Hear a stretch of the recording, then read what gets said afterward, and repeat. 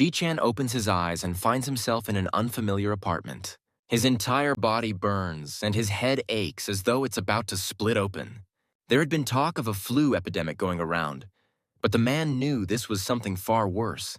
His pulse raced, hammering in his ears. Yet strangely, it brought him a twisted sense of pleasure. Summoning enough strength to speak, Ji-chan asks what time it is. Yu-jin, who had been silently observing him, doesn't reply, but instead asks him to stay quiet. He explains that Ji-chan is still under the influence of the drug. Upon hearing this, the protagonist leaps from his spot, only to be immediately thrown back down. Panic and anger flood the man as Yu-jin's hands begin to wander. Suddenly, his body betrays him, trembling uncontrollably, and through gritted teeth, Ji-chan demands to know what they've done to him. The blonde laughs, declaring he won't explain, as the man will soon find out for himself. Yu-jin's arrogance only grows, his hands continuing to roam Ji-chan's unresponsive body. Out of nowhere, he asks if Ji-chan had ever sold himself. Receiving no answer, the blonde concludes that Ji-chan was more likely a buyer than someone who sold himself. As he continues to taunt the weakened man, Yu-jin proclaims that from now on, Ji-chan is his omega. Without giving the brunette a chance to escape, he flips him onto his back and announces that the training will begin. A few days earlier, two girls had approached the protagonist in a club, offering to get acquainted. They also suggested some fun, but Ji-chan wasn't remotely interested and simply walked past them, rudely brushing one of the girls aside with his shoulder. Approaching a waiter, the man inquired about the whereabouts of director Jae-hyo. After receiving the information, he soon found himself in a room where Jae-hyo was already enjoying himself with an omega. The director invited Ji-chan to join in the fun, as they used to relieve some stress. But Ji-chan merely sighed heavily and agreed, if only for appearances. The omega, leaning in closer to Jae-hyo, casually asked who had come to see them. From the answer, he learned that the man was also a director, in charge of the organization's development, and not someone to drool over. The boy joked that it must be because they belonged to each other, but Jae-hyo quickly dismissed this, saying he wasn't into alphas. However, that wasn't the only reason Jae-hyo didn't want any ties with the protagonist. According to him, Ji-chan was impotent. The omega noticeably deflated at this revelation, while the blonde rose from his seat and, with a few steps, stood close to the brunette, shamelessly groping him. Finding no reaction from Ji-chan's body, Jae-hyo only laughed and asked if he had visited the hospital he'd recommended. Deciding to further humiliate Ji-chan, the blonde summoned the omega. Unable to tolerate it any longer, the protagonist grabbed the man by the wrist and asked him to stop. After a brief pause, he inquired about the reason for his summons.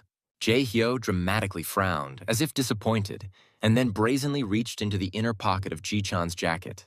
Pulling out a pack of cigarettes, he explained that he had simply called to arrange a meeting since it had been a while. Ignored, the omega suddenly caught the scent of pheromones, which sent a pleasant churn through his stomach.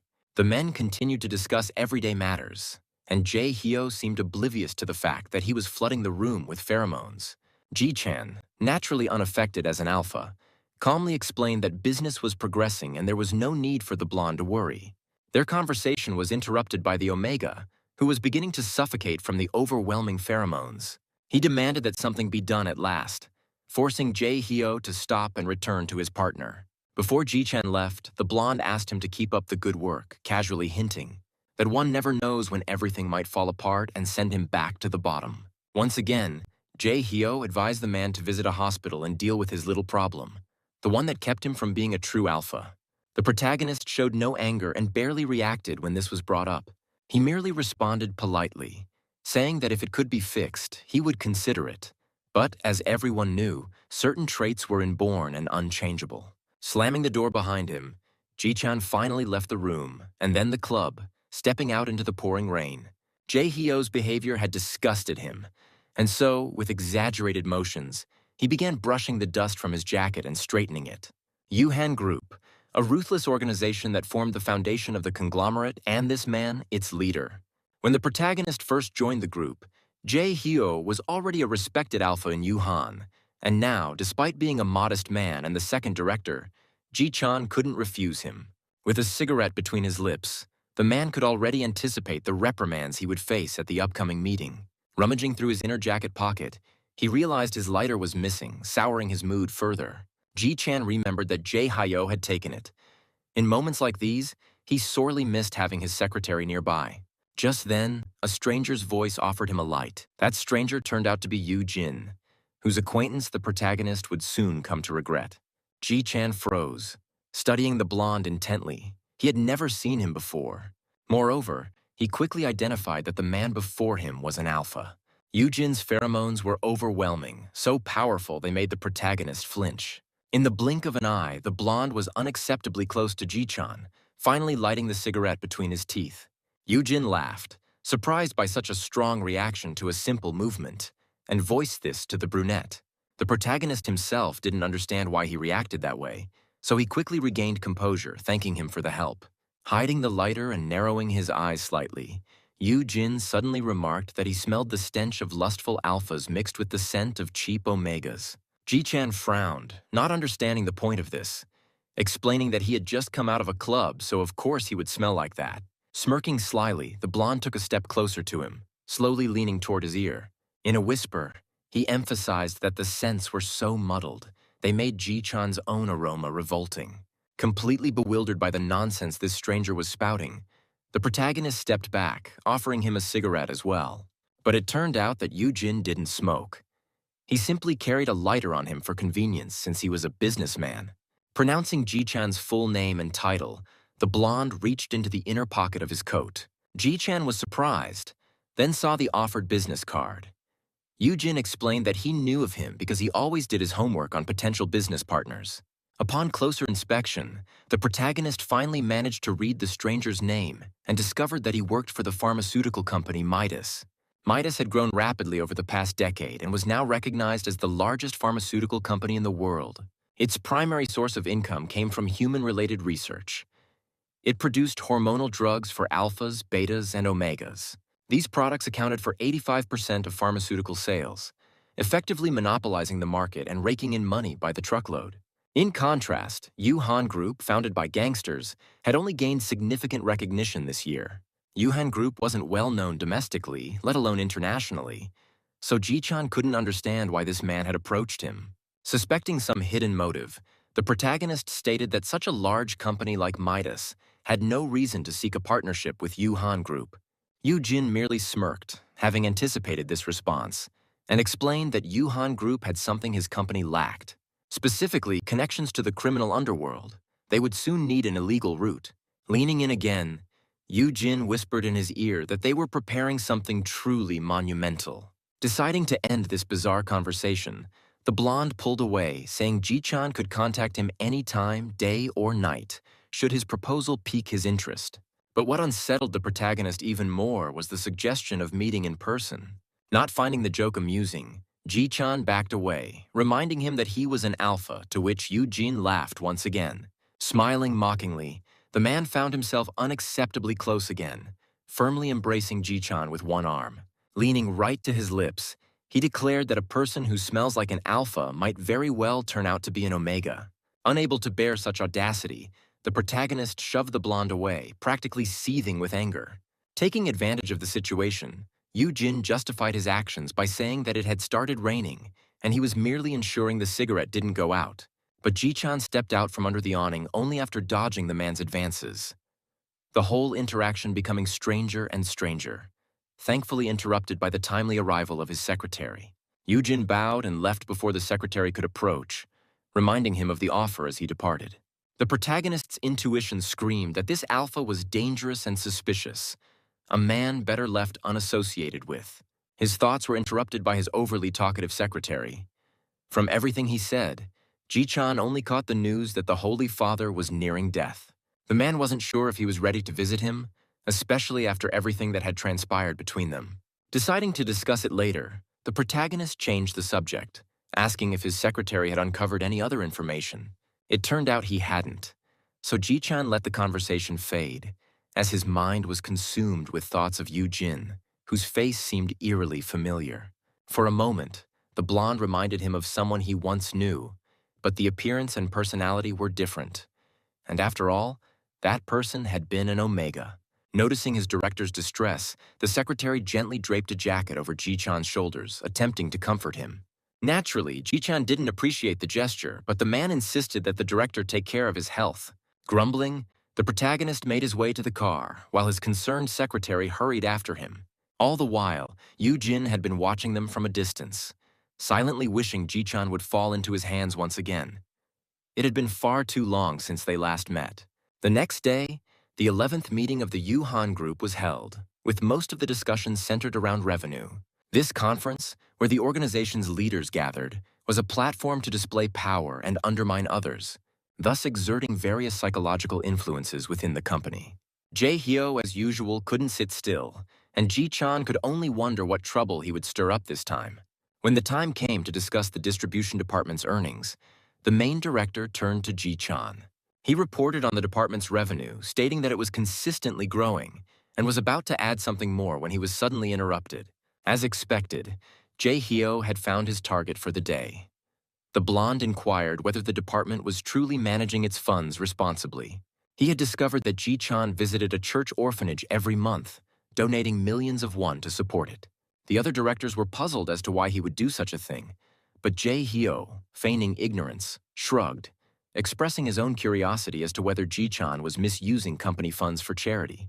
The protagonist denied the accusation, asserting that while he did sponsor the orphans, he had never even considered using the company's capital to fund his personal endeavors. However, Jae-hyo was relentless, continuing to prod and provoke the director, until Ji-chan's secretary intervened in the conversation. The blonde immediately ordered him to shut up, releasing his pheromones in the process. He then presented documents, the distribution agreement with a Korean-Japanese pharmaceutical company.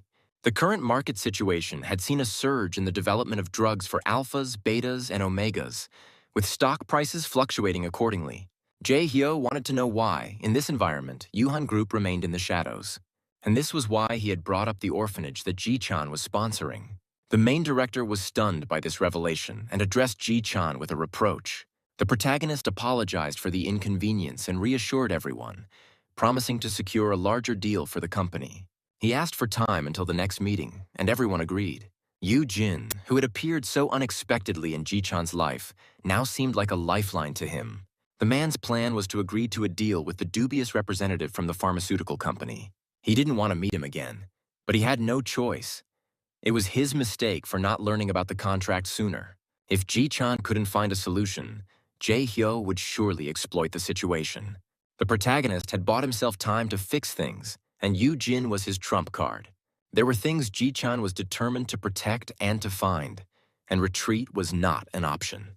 Dispensing with pleasantries and formalities, Ji-chan suggested they get straight to the point. Yu-jin was pleased with the relaxed atmosphere that he himself hadn't even created, allowing him to act as he did.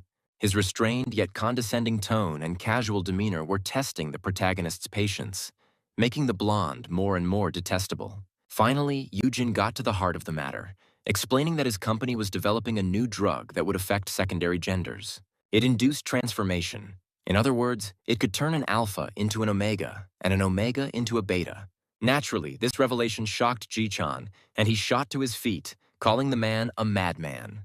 Yet the blonde remained unfazed, calmly asking whether Ji-chan understood that there were people who would find such a drug highly beneficial. The reality they lived in was brutal. Omegas were often treated like trash, their existence disregarded, while alphas only had to breathe, and the world worshipped them as superior beings. There were those who wanted to change this social order, and Yu-jin also believed this to be unjust. As he listened, Ji-chan noticed something odd about his companion.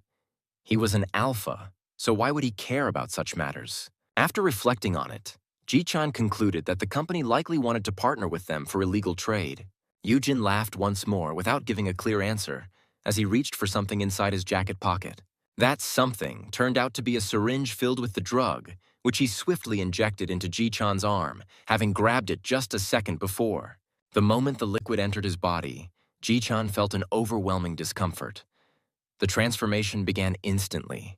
Rising slowly from his seat, Yu-jin explained that he had no interest in illegal trade. His true target from the beginning had been Ji-chan himself. Everything that happened afterward was something the protagonist would never wish to remember. In some twisted sense, he was fortunate that his body, pushed to the brink of exhaustion, simply shut down, plunging him into a deep sleep. In that sleep, he was suddenly and loudly called out, ordered to pay attention.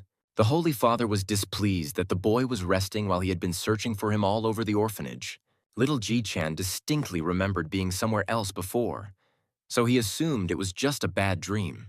The man laughed, commenting on how the boy always muttered in his sleep, then extended his hand to him. As they walked toward the building, young Ji-chan suddenly decided to talk about the strange boy from his dream. But it wasn't just the dream that was odd. The Holy Father stopped abruptly and said that the boy he was talking about was standing right behind him. Ji-chan froze and turned around. There, indeed, stood a young Yujin, but his expression was far from friendly. The adult Ji-chan woke with a start from the nightmare, gasping for breath. Sitting up, he grabbed his face, trying to make sense of what had just happened. His thoughts were filled with images of what he considered a vulgar dream, making his headache even worse. But as he stood up and walked to the door, he quickly realized that it hadn't been a dream after all. The place where Ji-chan found himself was different from where he had been yesterday. He couldn't understand where he was or where Yu-jin had gone. He tried pulling the door handle, but it wouldn't budge, and panic mixed with anger overwhelmed him, prompting him to pound on the door, demanding to be let out. His strength was so immense that the handle eventually broke, finally releasing him into the living room where the blonde was waiting. Seeing Ji-chan, Yu-jin laughed, noting how noisy he was, unable to stay quiet for even an hour. But the protagonist was in no mood for jokes, so he approached, glaring down at the blonde with a threatening intensity. Grabbing Yu-jin by the collar, Ji-chan, teeth clenched in fury, yanked him closer and demanded to know what had been done to him. Yu-jin continued to smile, entirely unfazed by such a display of raw emotion. The only response he gave was a remark about ownership and how he had simply wanted to lock up what was his, away from prying eyes. Setting down his coffee cup, the blonde released his pheromones, reminding Ji-chan that he had been sold. None of this was making sense to the protagonist, and once again, he lost his composure, raising his hand to strike. Though in the process, he accidentally knocked over the cup, causing it to fall to the floor. Ignoring the broken cup, Yu-jin remarked that he hadn't done anything wrong, pointing out that it was Ji-chan who first got aroused by his pheromones and then became angry. The prolonged absence of the department director went unnoticed at first, only drawing attention several days later. In his absence, the secretary, the only person truly concerned for Ji-chan's well-being, handled all matters. To everyone inquiring about the director, he responded that Ji-chan had left on a business trip for a while. He assured them not to worry, and promised that as soon as Ji-chan returned, any messages or calls would be promptly relayed to him. Each such promise was made with difficulty. But what was even harder was telling other employees that the director still hadn't returned. In any case, the secretary tried to distract himself and eagerly took up the requested materials. He also learned that one of Ji-chan's clients had been looking for him. Jae-hyo was displeased both with the fact that he was being referred to as just a client and with the fact that he was being made to wait. The blonde had the audacity to barge into Ji-chan's office unannounced. Ignoring everyone, he continued speaking about Ji-chan, complaining that the man hadn't taken a single one of his calls. Not finding the director at his desk, Jae-hyo mockingly remarked how curious it was that the secretary hadn't accompanied him on the supposed business trip. The blonde tried to snatch the documents from the secretary's hands, but the secretary refused, stating that he couldn't show them. Clicking his tongue in dissatisfaction, Jae-hyo casually remarked that Ji-chan might never return from this business trip. Naturally, the secretary refused to believe that, and Jae-hyo, seeing no further use for his visit, decided to leave. Before leaving, he made a point to say that the director needed to return as soon as possible, lest the company fall into the wrong hands. Left alone, the secretary tried calling Ji-chan again, but his phone remained off. Meanwhile, the protagonist continued what he had been forced into until he once again lost consciousness, only to wake up later on the couch in the living room. Glancing around, he found no sign of Yu-jin and decided it was time to break free from this cage. However, there was one problem. The door was locked, and breaking it down wasn't going to be easy. Ji-chan started to panic, realizing he needed to return to the company as soon as possible. Suddenly, his eye caught the gleam of a key lying on the sink. Yet it quickly turned out that the key wasn't for the front door, so the protagonist set out to find the lock it fit. Finding himself inside Yu-jin's office, Ji-chan scanned the room, then began searching through everything, determined to find the right key. However, what he discovered in the drawer left him in stunned silence. It was a photograph showing a young Yu-jin and the Holy Father. Ji-chan couldn't comprehend why it was in someone else's office when suddenly he heard sounds coming from behind the door. In the doorway appeared a man with blonde hair, and the protagonist felt as though he had finally found the person he was searching for. When the lights turned on, Ji-chan was left speechless, staring at the stranger before him, barely managing to utter a single name. Mido. Meanwhile, Yu-jin was at his office, buried under a mountain of tasks. Soon, Han Sung-gui, the senior researcher from the pharmaceutical company, walked into the office. Their casual conversation quickly shifted to something more serious. The researcher asked how the testing of the drug was progressing. Leaning back in his chair, Yu-jin sighed heavily before calmly stating that the test subject was doing fine. There had been no signs of immune rejection or other complications. On the contrary, the subject had adapted perfectly. The pheromone levels were stable, although Yu-jin speculated that they might still be fluctuating. Inhibitors were not discussed, as they weren't part of the research plan. Han Sung-gui couldn't help but feel a bit sorry for the poor guy who had fallen into Yu-jin's hands.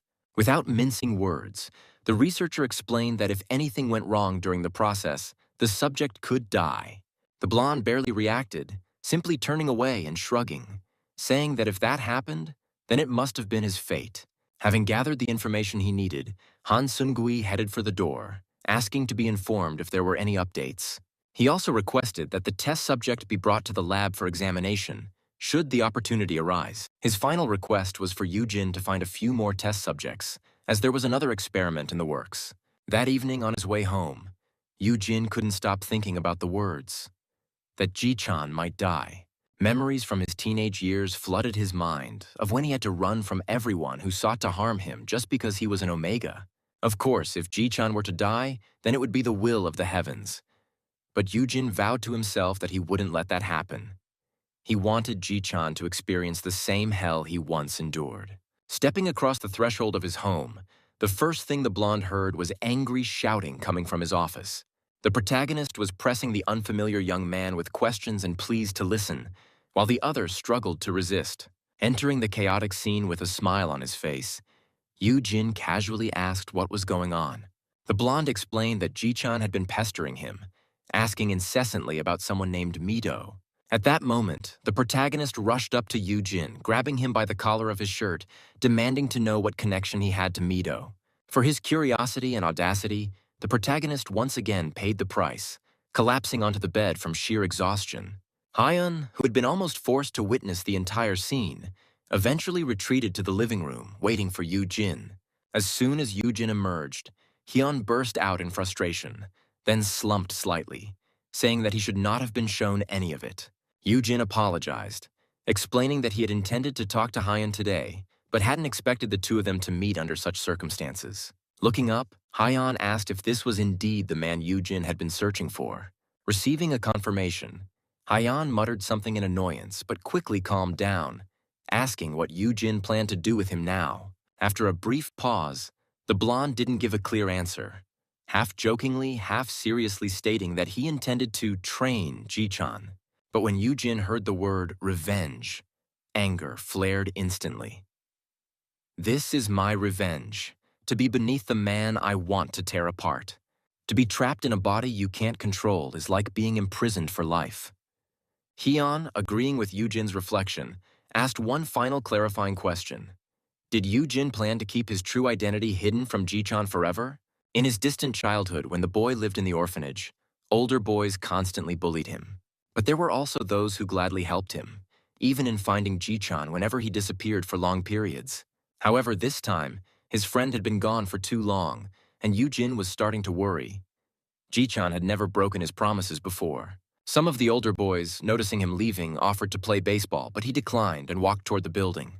As he wandered down the corridor, thinking over the situation, a sudden shout from one of the rooms made him flinch. Ji-chan and the Holy Father were arguing loudly and aggressively, prompting the younger boy to eavesdrop. It turned out that Yu-jin was to be put up for adoption, a revelation that sent the boy into indescribable shock. Several years ago, when Yu-jin was still just a young boy, he ended up in an orphanage, and at that time, his name was Mido. The caretakers hoped that the boy would integrate smoothly into the group, but they were unaware that the bullies sitting in the back rows were already discussing how they would torment him. As soon as Yu-jin sat down at his desk, A few older boys approached him, suggesting he step outside for a talk. Meanwhile, Ji-chan overheard from others that the new boy at the orphanage was a forsaken child, abandoned by his mother due to his frail appearance. Yu-jin, being a naive child, followed the older boys and was brutally shoved to the ground. The ringleader of the bullies, a stocky boy, took it upon himself to do all the dirty work, supposedly proving to his friends that he was right about the newcomer.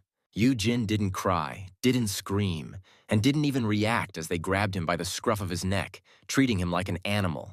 He ignored the older boys, which only caused them to laugh and scorn him even more for not defending himself. Suddenly, the stocky boy declared that the newcomer was an omega. And at that moment, Yu-jin couldn't take it anymore and began to struggle, trying to break free from the bully's strong grip. But the older boy was much stronger, leaving Yu-jin no choice but to endure the disgusting things being said about him. Unexpectedly, Ji-chan appeared out of nowhere, his voice laced with irony as he asked what the boys were up to. It turned out that, no matter how threatening the gang of bullies was, they were still afraid of him. Seeing them torment the new kid, the protagonist offered to show them how one should behave properly. Terrified to the point of trembling, the group of boys fled, leaving Yu-jin sitting by the wall. Once they were out of sight, Ji-chan crouched beside the blonde boy and extended a hand to help him up. When the boy raised his head, Ji-chan noticed a wound on his cheek and fear struck him. It looked like something the bullies might have caused. But Yu-jin explained that he'd gotten it before coming to the orphanage from his mother. Ji-chan felt anger stir inside him upon hearing this, and with a determined expression, he placed a hand on the younger boy's shoulder, promising that it wouldn't happen again. If anyone ever tried to hurt him, Yu-jin could always come to him for help. Back then, Yu-jin was just an innocent child, but from the very first moment they met, he thought Ji-chan shone so brightly. He was bright, confident, and an incredible person, which made the younger boy admire him more with each encounter. Ji-chan would come to him no matter where he was or what he was doing, always offering to spend time together. Ji-chan was the first person in Yu-jin's life to extend a helping hand, someone he aspired to be like. Of course, the group of bullies didn't appreciate the fact that the younger boy was always tagging along with him, so one day they cornered Yu-jin again, intending to beat him up.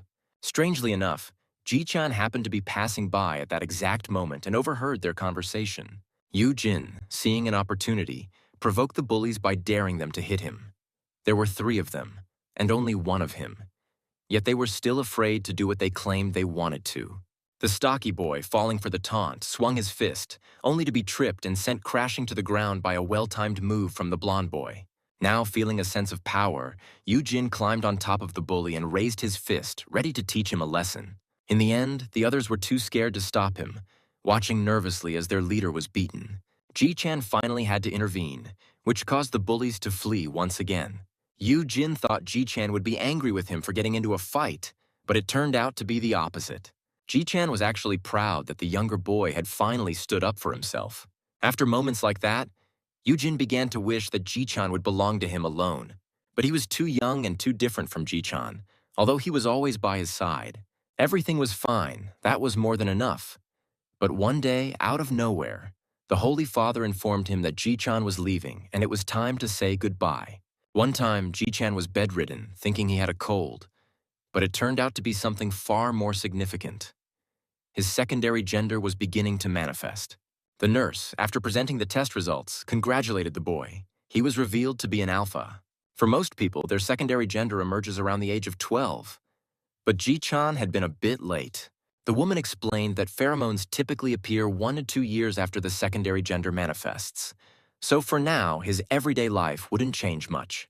However, from now on, Ji-chan would need to undergo monthly checkups and receive inhibitor injections. Not fully believing what was happening, the protagonist asked if it was true that alphas could do whatever they wanted. The nurse was surprised by the question and quickly reprimanded the overly ambitious boy, explaining that no one is born with a silver spoon in their mouth. Of course, there were cases where alphas received special treatment, but only those with the dominant gene. And Ji-chan didn't have it. Finally, once he was discharged, the first thing that happened was other boys rushing to congratulate him, having hurried to the infirmary as soon as classes ended. After accepting their congratulations and thanking them, he asked where Yu-jin was, but no one had seen him since the morning. That evening, the boy sat alone under a tree, reflecting on what the Holy Father had told him. He was deeply upset, not wanting to stop seeing Ji-chan, even though his secondary gender had emerged. However, the man couldn't allow Yu Jin, whose secondary gender had not yet manifested, to associate with an alpha. Most signs indicated that he would turn out to be an omega. Suddenly, the boy was pulled from his anxious thoughts by a familiar voice. Ji-chan had found him. Ji-chan practically glowed with excitement as he asked why the younger boy had come to their favorite spot alone. Yu-jin didn't offer any explanation or excuse. Instead, he got straight to the point, asking if what the Holy Father said was true. Ji-chan didn't see anything to worry about, but the blonde wouldn't let it go. The man had plainly told him that he could no longer see his friend. Seeing how defeated Yu-jin looked, the older boy wrapped an arm around his neck, suggesting they think together about what to do next. The conversation turned to family. If they couldn't be friends, then they could become family. This was Ji-chan's proposal. Sometimes Yu-jin wanted to be near Ji-chan so badly that without thinking, he agreed. The word family usually filled the boy with disgust, but this time it charmed him beyond measure. The feeling that they would never be apart, that they were bound together, uplifted Yu-jin until the inevitable, devastating event occurred.